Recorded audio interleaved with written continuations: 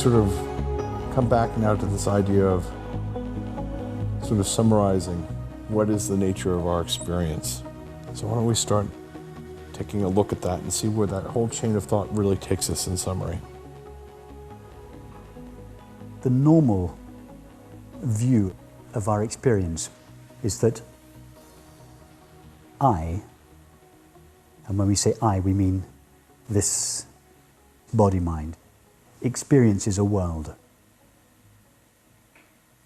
Nearly every formulation of our experience is conceived in those terms. I, this body-mind, experiences something or someone. I love so-and-so. I see the tree. So-and-so does this. Our experience is conceived as a subject doing or experiencing or knowing an object. So this is considered to be so obviously and fundamentally true as not to need investigation. Any investigation that takes place tends to take place with this as the basic presumption. So before we add anything to that idea, we look at that fundamental idea and just simply measure our current experience with that formulation and say, is this true? Is this a true premise? Right. And just the one look at experience shows us that this basic idea, this basic attitude of experience is just so far from the actual reality of our experience. Because if we look at the world, we say, yes, the world is experienced. I experience the world. I'm experiencing this room, the sky, the field. But then, do we not also experience the body? Yes. Right. Do we not experience the mind? Yes. It's not the body experiences the world. We, and whatever we are at this stage, we're not saying what we are, but whatever it is that experiences, yes, it experiences the world, but it also experiences this body. Even if we take a look at the visual field now, the body, or part of the body, is as much a part of the visual world as the carpet and the room and the trees. This body, this leg, is not perceiving the world. The world, plus this body, and this mind, is being perceived. So whatever it is that we are, whatever it is that experiences or knows experience, is not a body or a mind. The body and the mind are known by it, in the same way that the world is known by it. So immediately we see that the body-mind is not the subject of experience and the world the object of that experience, but rather I, whatever I am. And let's leave that completely undefined at the moment. We just know that it is something that experiences, something that is conscious. That this I experiences the body, the mind, and the world.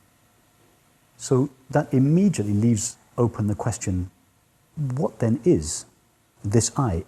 Whatever it is, it's what I am, because it's undoubted fact of my experience now that I, whatever I am experiencing something. We don't even need to know what the nature of that something is at the moment. It may be, for instance, a dream or a hallucination. We're not going so far as to say what it is, but it's something. There is some experience going on, and there is something which we call I, which is experiencing. Now, what is that? If we look at that and try to find what that is, what can we know for sure about it? First of all, if we look at experience, it becomes very clear that there is something which is conscious, and that is what I am. That is what we are. Whatever it is that is hearing these words, that is seeing these sights, that is feeling the temperature of the air, whatever that is, it's conscious. Right. I exist. I am, and I am conscious. Hence, it's often called consciousness, that which is conscious. And we are that before we are a body. The body is experienced by that. So it's very clear from looking directly at our experience in this moment that what we are is this knowing, this conscious presence, whatever it is. Once we've established that, we can then go further and say, okay, well, what is this? We know that it is, but what is it? And so we start to look for it. And a very interesting thing happens, because it is our actual experience in this moment that this I is present. That is a direct experience. And yet if we look for it, we find nothing objective. Because if it was anything objective, if it had any qualities of mind or body or whatever those objective qualities were, that would immediately put it on the experienced side. Whatever those qualities were would be experienced. Because something would be observing it. Something, Yeah. which is this observing I. So if we continue to look for it in this way, anything that comes up that says, yes, I am this, it might be a sensation in the body, it might be whatever it is, we can immediately say, well, hang on a minute, I am seeing that thing, I am conscious of it, I am aware of it. So it immediately puts some distance between this knowing presence and that which is known.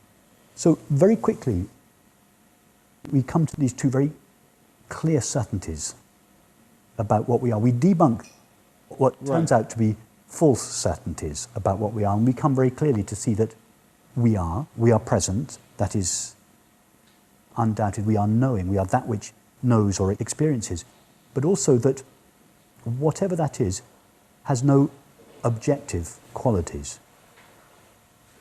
And that's derived from experience.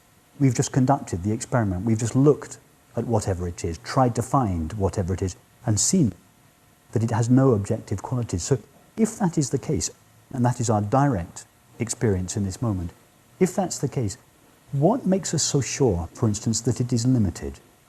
Anything that's limited, we know that it's limited because we see the end of it.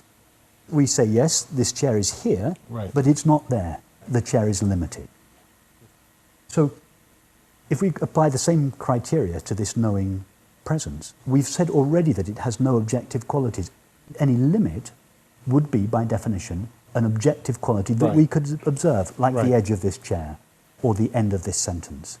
We find no such objective quality. So the idea that I, what we are, is limited is simply that. It's just an idea that just through very, very simply looking at what we are and sticking very, very closely just to our experience, we find that there's nothing in our experience to validate the belief, the deep-seated belief that we have that I is limited and therefore personal.